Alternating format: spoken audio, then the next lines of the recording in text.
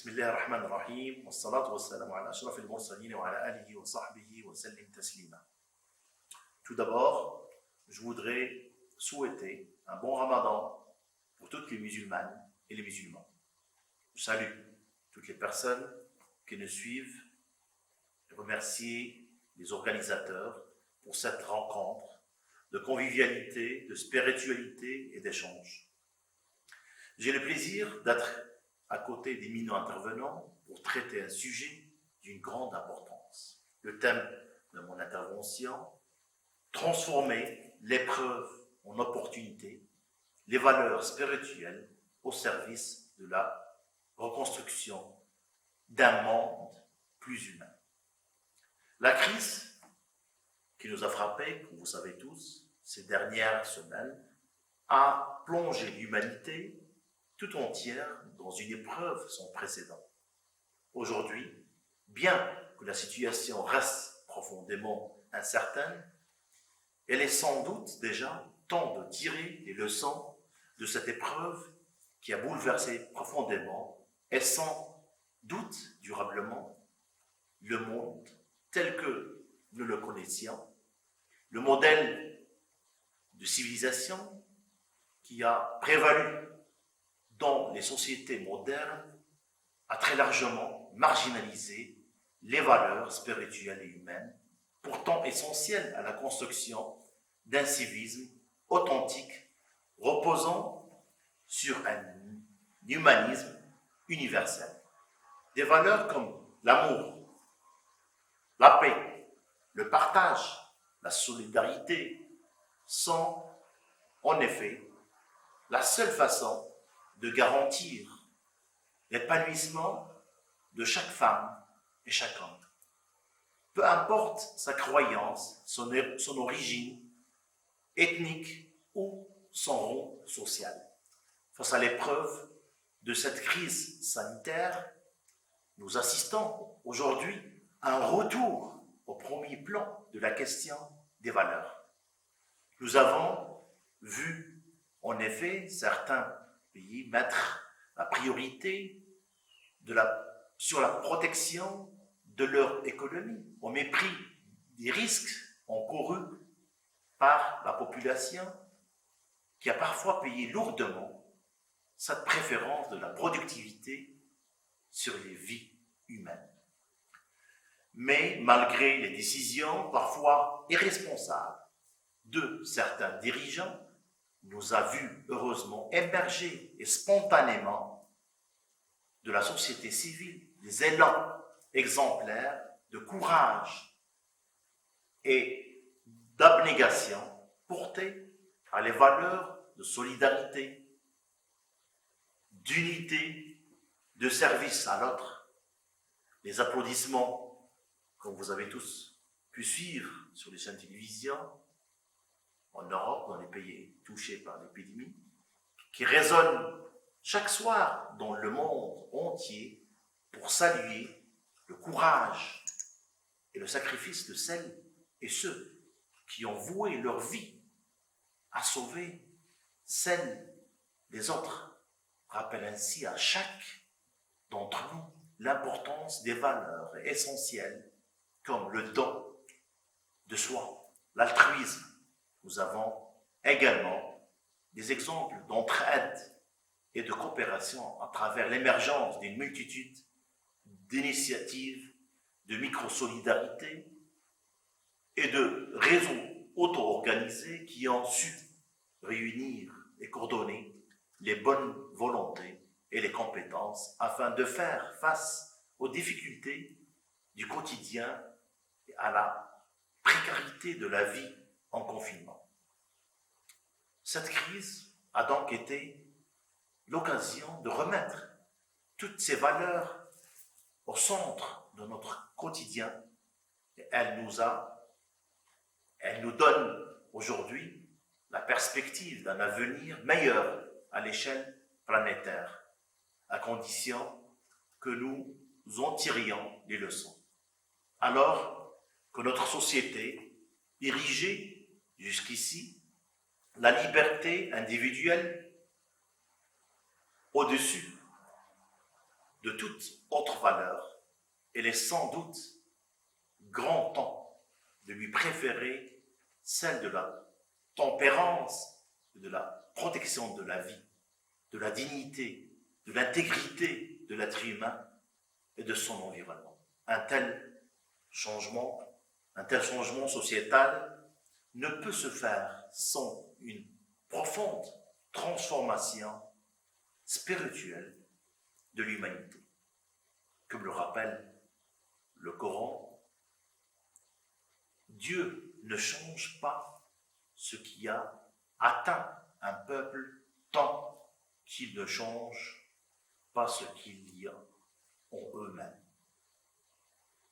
Or, bien que la longue période de confinement ait été une épreuve intense pour la plupart d'entre nous, elle a aussi été pour beaucoup d'entre nous une occasion de se libérer l'esprit, de prendre du recul face à nos habitudes et de faire retour sur soi, comme l'a déclaré récemment le philosophe Edgar Morin, en disant « Cette crise nous pousse à nous interroger sur notre mode de vie, sur nos vrais besoins, masqués dans les alignations du quotidien.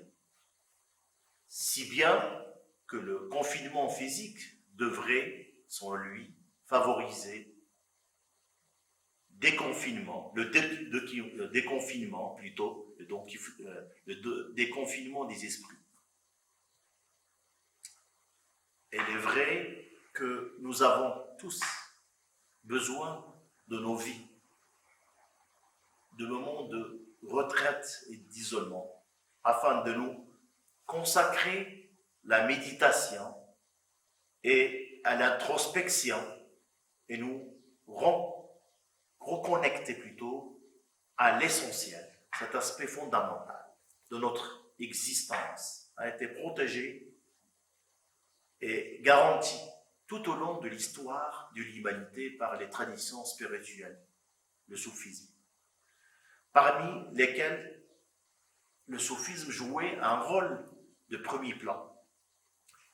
Depuis plus d'un millénaire, la tradition spirituelle soufie a ainsi transmis jusqu'aujourd'hui les valeurs et la pratique du travail sur soi, de l'amélioration du comportement, de la lutte contre l'égoïsme et les désirs destructeurs.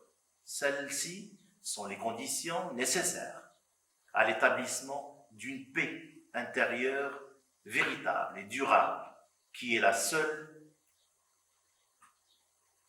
seule garantie d'une paix extérieure commune, permettant l'épanouissement de tous par la transmission d'une culture d'amour, de miséricorde et de solidarité. L'enseignement spirituel du soufisme a ainsi été le garant d'une citoyenneté responsable et engagée au service de la communauté humaine et de l'ensemble des créatures. Cette éthique spirituelle a en effet toujours été au cœur de l'enseignement des maîtres soufis. On prend l'exemple de Najmuddin Kubra, qui a professé que l'ihsan, l'excellence, c'est de faire le bien aux créatures, sans distinction, afin de s'approcher de Dieu.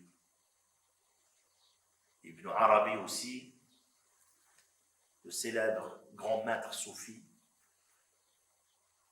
quant à lui, fait du service à l'autre la valeur centrale du cheminement spirituel, en déclarant notamment, dans ces paroles, très belles paroles, englobe par la miséricorde et la douceur tous les animaux et toutes les créatures, ne prive personne qui demande de l'aide, même par une bonne parole, donc c'est extraordinaire. Donc le bon comportement, le bel agir, envers tout le monde, quel que soit leur origine, leur nationalité, leur religion, ou encore œuvre pour le bien sans voir pour qui tu le fais. Et accroche-toi à chaque bonne qualité, tu seras alors un homme de bien. Non, un homme de bien, de qualité noble. Il n'est donc pas étonnant que le secrétaire général de l'ONU, Antonio Guterres, soulignait encore cette semaine le rôle crucial que doivent aujourd'hui jouer les dirigeants ou bien leaders spirituels et religieux dans la promotion des valeurs telles que la solidarité. Les traditions spirituelles et religieuses doivent en effet, plus que jamais, s'ouvrir sur le monde et œuvrer ensemble le rapprochement des civilisations. Car le resserrement des liens sociaux, passera avant tout, par un resserrement des liens spirituels. La spiritualité soufie doit donc jouer. La spiritualité soufie doit donc jouer aujourd'hui un rôle de premier plan, afin de nous encourager à interroger notre façon de vivre et les intentions qui motivent nos choix. Un renouvellement intérieur de chacune et chacun d'entre nous sera en effet nécessaire afin d'affronter les défis qui attendent l'humanité suite à cette crise sanitaire, sociale et économique. Comme nous l'enseigne le Coran, en disant avec la difficulté, il y a la facilité. Nous devons dès lors voir dans l'épreuve au cœur de laquelle nous trouvons aujourd'hui une opportunité unique de nous transformer et de transformer nos sociétés à travers la propagation des valeurs universelles et d'exemples de comportements responsables et citoyens.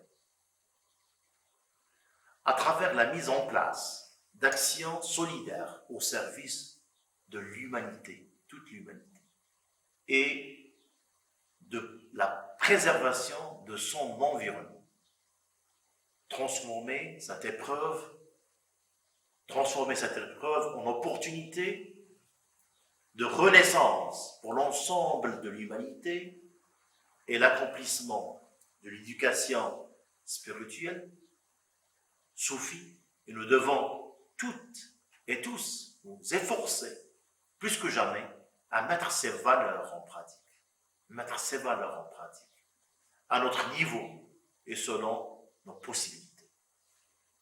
Il est en effet temps pour nous d'accomplir la vocation universelle du soufisme telle qu'elle est résumée dans la parole de l'imam Junaïd, soit une miséricorde pour les autres, même si Dieu a fait de toi une épreuve pour toi-même. Sois une miséricorde pour les autres, même si Dieu fait de toi une épreuve pour toi-même.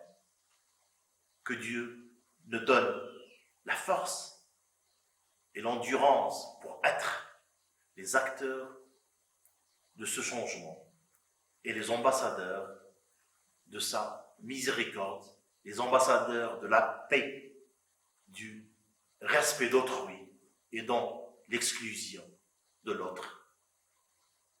On doit être tous et toutes une famille de paix et des valeurs universelles par le travail sur soi et par l'équilibre entre le monde matériel et le monde spirituel comme on répond à nos besoins matériels, il faut aussi être conscient qu'il faut aussi répondre à nos besoins spirituels pour notre épanouissement intérieur et qu'on puisse devenir des sources de ces valeurs et propager le bel agir et les bonnes actions en faveur de toute l'humanité. Je vous remercie.